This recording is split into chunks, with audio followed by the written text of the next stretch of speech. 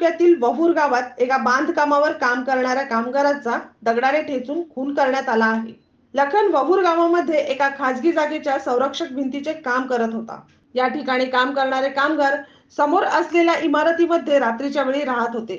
सोमवारी पहाटे यांच्यामध्ये झालेल्या वादात लखन बाबाराव चव्हाण याची दगडाने ठेचून हत्या केली व मृतदेह या इमारतीमधून बाहेर खेचत आणून समोरील नाल्यात टाकून जाळून टाकण्याचा प्रयत्न केला।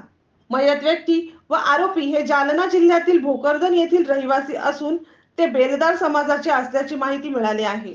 सदर घटनेची माहिती पोलिसांना मिळताच महाड शहर पोलीस ताबडतोब घटनास्थळी पोहोचले।